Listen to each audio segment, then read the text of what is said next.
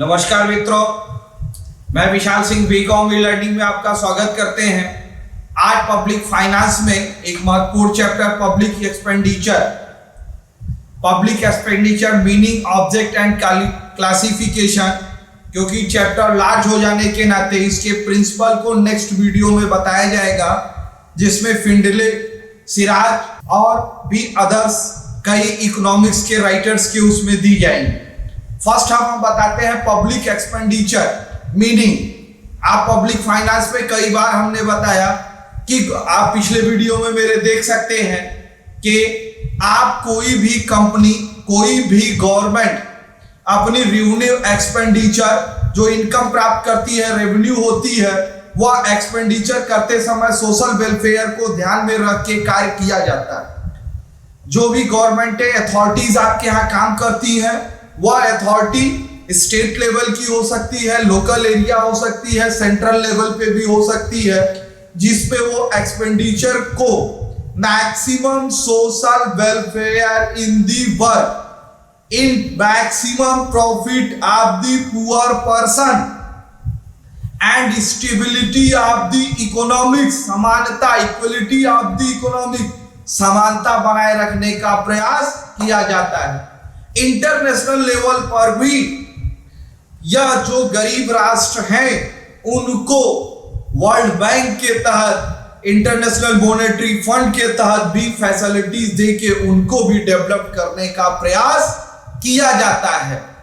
इस public expenditure के अंतर्गत किसी भी कंट्री में जो वर्क होती है, जैसे रोड बनाए, हॉस्पिटल बनाए, फैक्ट्री बनाई गई, एग्रीकल्चर डेवलपमेंट पे काम किया गया, मैक्सिमम लोगों को जिस पर ज्यादा से ज्यादा फायदा हो सके, इसको हम first object of the public expenditure, first role economics of the development of the planning. First हम आपको बताएंगे role of the economics development and the planning.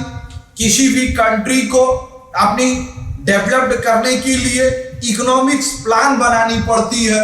वह प्लान किन किन सेक्टर में होगा कि जिससे वो धीरे धीरे इंक्रीज कर सके। Increase of the public expenditure in social work, road, infrastructure and development, success distribution of the system, वितरण प्रणाली ऐसी होनी चाहिए कि सभी व्यक्तियों तक उसकी लाभ हो।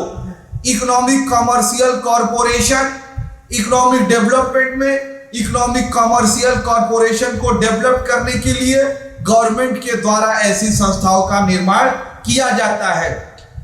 Capital increase of the system, जिससे कैपिटल इंक्रीज हो, लोगों में रोजगार की क्षमता बढ़े। नेक्स्ट है आपके लिए reduction of the disparities of income and wealth, आय तथा व्यय के संपत्तियों में असमानताओं की कमी। जो इनकम और एक्सपेंस, इनकम जो गवर्नमेंट रेवेन्यू लेती है और जो वो एक्सपेंस करती है, इनकम प्राप्त करने का तरीका मैंने पिछले वीडियो में बताया। इनकम प्राप्त करने के लिए वह टैक्स लेती है, फैक्ट्री वगैरह चलाती है तो टैक्स में डायरेक्ट टैक्स है, इनडायरेक्ट टैक्स है। वह यह ध्यान रखती है कि हम किसी भी टैक्स लेते समय लोगों की असंतुष्टि न हो। मार्जिनल ऑफ यूटिलिटी का ध्यान रखता है कि टैक्स हम देने से जो व्यक्ति की क्षति हुई, गवर्नमेंट एक्सपेंडिचर इतना करे कि दोनों इक्वल हो जाए, उसे यह महसूस हो कि मेरे दिए गए टैक्स के पैसे का सही उपयोग हो रहा है। गरीब व्यक्तियों तक आधारभूत सुविधाओं को इंफ्रास्ट्रक्चर डेवलपमेंट में टोटल सहयोग की जाती है, जिसमें दोनों में कमी बनाई रहे। नेक्स्ट है इकोनॉमिक स्टेबिलिटी, दोनों में स्थायित्व, समानता। पब्लिक एक्सपेंडिचर और कैपिटल इन्वेस्टमेंट, पब्लिक एक्सपेंडिचर इस प्रकार से बढ़ाई जाए कि कैपिटल इन्वेस्टमेंट जो दो से ज्यादा मंदी की दौर में, जहां विशेषताओं में आपस में विरोध हो की स्थिति होती है, इस प्रकार से इंक्रीज किया जाए, प्रोडक्शन को डेवलप किया जाए, डिमांड सप्लाई को मैनेज किया जाए कि आर्थिक स्थिति को समान रूप से बनाई जाए। Development of the undevelopment backward area, development के अंतर्गत undevelopment rural of sector, Bharat बहुत बड़ा देश है, रूरल ऑफ सेक्टर आप यहां कह सकते हैं। 1947 में जब भारत स्वतंत्र हुआ तो यहाँ की ऐसी एक कंडीशन थी कि मैक्सिमम विलेज जो मूलभूत से आज सड़कों से नहीं जुड़े थे, उनके पास हेल्थ की फैसिलिटी नहीं थी, एजुकेशन की फैसिलिटी नहीं थी, वो रोड कनेक्टिविटी कई किलोमीटर तक वो पैदल जाते थे तब उन्हें रोड मिलती थी। शिक्षा के विषय में कुछ ऐसी रूरल एरियाएं थी, अर्बन एरियाएं थी, जिनके बच्चे अपने जीवन में वहां रह करके एजुकेशन प्राप्त करना वो सोच नहीं सकते थे। जीवन निर्वहन बहुत भारी था। पब्लिक एक्सपेंडिचर वर्क करते समय गवर्नमेंट ने प्रधानमंत्री सड़क योजना के अंतर्गत यह एक प्लान, एक निर्णय लिया गया, हर घर गांव तक हम सड़क का निर्माण करेंगे। आज हम खुशी से कह सकते हैं कि इसके अंतर्गत मैक्सिमम 100% तो मैं नहीं कह सकता, लेकिन 100% नियर अबाउट सभी गांवों तक पक्की सड़कों से जोड़ दिया गया है। कम्युनिकेशन डेवलपमेंट इतना हुआ कि आज मोबाइल हर पर्सन, घर की तो बात छोड़ दीजिए, हर पर्सन के पास हो गई। एजुकेशन ऑफ सिस्टम ईयर 1947 में यह था कि 10 किलोमीटर पर प्राथमिक विद्यालय हुए करते थे। इस एरिया सिस्टम को डेवलप्ड किया।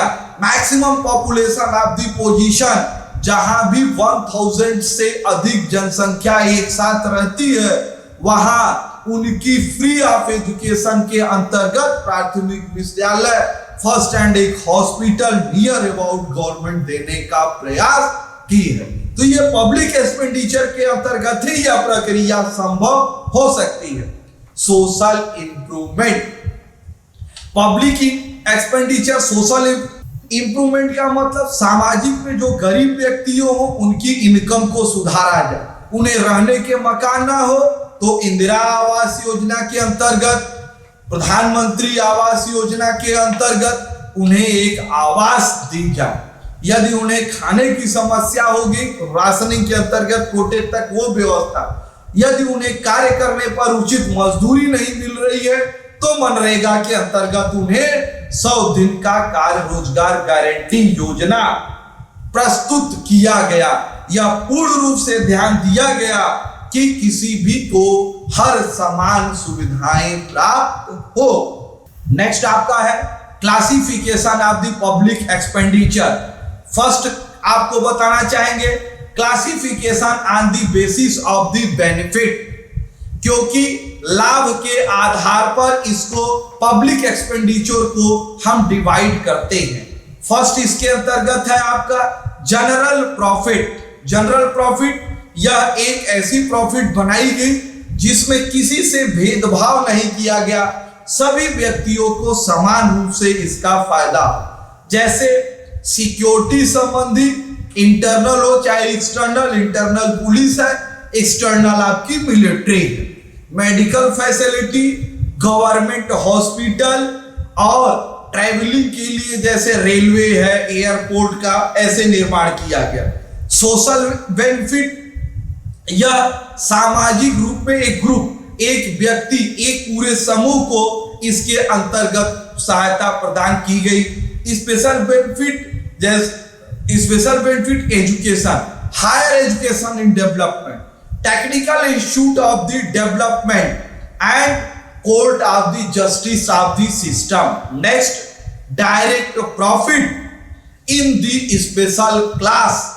Direct profit of the special का किसी विशेष वर्ग को फायदा देने के लिए हमारे एक्सपेंडिचर। आप कहेंगे विशेष वर्ग, जैसे इंडियन फैक्ट्री एक्ट बनाया गया, जिसे इंडस्ट्रियल एक्ट 1948, जिसमें एक वर्कर को बनाया गया। वर्कर को फैसिलिटी बनाने के लिए ट्रिब्यूनल बनाई गई, उन वर्कर के लिए अलग से एक कानून बनाया गया, उनके लिए लेबर ऑफिसर की अपॉइंटमेंट की गई। तो यह भी एक विशेष पर्सन के अंतर्गत आता है। Society security, poor person and window person, old age of the pension, in policy, special किसी व्यक्ति को दिया गया। Profit in the social person या गवर्नमेंट इंडस्ट्री के द्वारा उन व्यक्तियों को लाभ मिलता है जो उससे संबंधित होते हैं। ये फर्स्ट क्लासिफिकेशन हमने बेनिफिट बताई। नेक्स्ट क्लासिफिकेशन है classification of the basis in the revenue, आय के आधार पर किया गया पब्लिक एक्सपेंडिचर। फर्स्ट है डायरेक्ट रिसीप्ट इन इनकम, जिससे गवर्नमेंट डायरेक्ट इनकम प्राप्त करती है, उसके आधार पे किया गया। जैसे हम सारे खर्चे इस प्रकार से नहीं करते कि जिस पर मुझे इनकम प्राप्त, कुछ ऐसे भी खर्चे होते हैं जो डायरेक्ट हम करते हैं लेकिन उसे गवर्नमेंट को किसी भी प्रकार का कोई भी इनकम प्राप्त नहीं हो। जैसे वॉर ऑफ कंडीशन, युद्ध हो गया। आज आप देख ही रहे हैं भारत और चाइना की स्थिति में इतनी क्रिटिकल स्थिति बनी हुई है और उस पर मैक्सिमम आज उस पहाड़ी पर लद्दाख की एरिया में जिस पर जीवन जीना -10 के नीचे टेम्परेचर रहता है, आज हमारी वहां 20,000 से अधिक मिलिट्री लगी हुई है। चाइना कह रहा है भारत की सेना नहीं रह सकती, हमारे जवान वहां डटे हुए हैं। अब ये कहिए कि उनसे कोई बेनिफिट आपको मिलेगा नहीं, है सोशल बेनिफिट के अंतर्गत आती है। और ये आपको कोई जैसे ओल्ड एज पर जो आप देते हैं बैंकर्स वगैरह फैसिलिटीज। नेक्स्ट इनडायरेक्ट बेनिफिट, ऐसे एक्सपेंसेस करना हो जिस पर हम किसी प्रकार की इनकम की प्राप्ति नहीं होती, जैसे free of education, free of health, ये ऐसी facilities. Next part income of the expenses, part income नाम से ही स्पष्ट है, कुछ न कुछ आपको आय प्राप्त हो जाएगी। जैसे court of the system, justice of the system, लेकिन वहां कोर्ट जो आपके ऊपर पेनाल्टी लगाती है, this is the government income. 50,000, 1 lakh, 3 lakh, 5 lakh, 8 lakh आपको पेनाल्टी लगाई प्लस जेल भेजा, तो वो अमाउंट आपको जमा करेंगे। वो अमाउंट जब आप जमा करेंगे तो part of the income of the system, paid of the education and etcetera आप प्राप्त कर सकते। Perfect of the income, fully आप इनकम के लिए ही करते हैं। अब इसमें फुल्ली इनकम, जैसे गवर्नमेंट रेलवेज, गवर्नमेंट की रेलवे भैया चलेंगे किराया, वहां आप सिर्फ यही फैसिलिटीज आपको मिल सकती है। आप लोकल में जाएंगे, रिजर्वेशन में जाएंगे, या आप AC first class, second class, third class में जाएंगे। जिस क्लास में जाएंगे, स्पेशल में जाएंगे, तो आपको उस हिसाब से चार्ज देने पड़ेंगे। गवर्नमेंट की यही आपको एयरपोर्ट्स वगैरह में भी, इंडियन एयरलाइंस में भी आपको फैसिलिटीज प्राप्त होती है, पोस्ट ऑफिस से आपको फैसिलिटीज प्राप्त होती है, टेलीफोन बीएसएनएल से आपको प्राप्त होती है। नेक्स्ट आपको classification base effect of the expenditure, व्यय के आधार पर आपका एक्सपेंडिचर किया गया है। यह एडम स्मिथ ने के अनुसार इसे इंपॉर्टेंस माना गया है। फर्स्ट है सिक्योरिटी एक्सपेंसेस। सिक्योरिटी एक्सपेंसेस मैंने अभी स्पष्ट आपको बताया था, वो security expenses in 2 types of the in public finance. First है internal security in police, external security है मिलिट्री। मिलिट्री को हम 3 भागों में डिवाइड करते हैं। फिर बोर्ड की सिक्योरिटी के लिए बीएसएफ, हमारी सीमाओं के लिए बीएसएफ बनाई गई है। कमर्शियल एक्सपेंसेस, रोड है, रेलवे है, ब्रिज है, गवर्नमेंट इंडस्ट्री डेवलपमेंट करती है। Infrastructure of the development, technical education development, higher education development, university development, research and centre development पर वर्क करती है। Next necessary and option of the expenditure, ऐसी necessary and option, इसके नाम से ही स्पष्ट है। नेसेसरी मींस कंप्लीटली आपको करना ही पड़ेगा, ऑप्शन कुछ समय के लिए कर सकते हैं, कुछ समय के लिए नहीं कर सकते।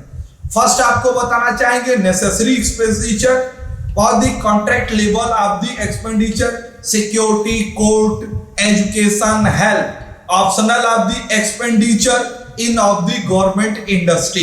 Next, necessary, useful and superfluous expenditure या unnecessary, necessary expenditure या unnecessary full expenditure।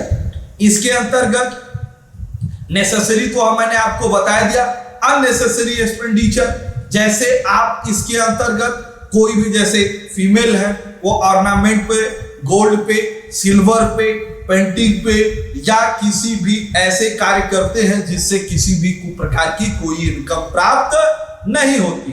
Primary and secondary expenses, first है प्राइमरी एक्सपेंडिचर। इस एक्सपेंडिचर के अंतर्गत जो सोशल वर्कर के ऊपर सिक्योरिटी लेवल पे किया जाता है, जो लोअर लेवल पुअर पर्सन के ऊपर खर्चा। सेकेंडरी अवधि पर social development, education and health, grant and purchase price of in the expenditure in follow of the Dalton.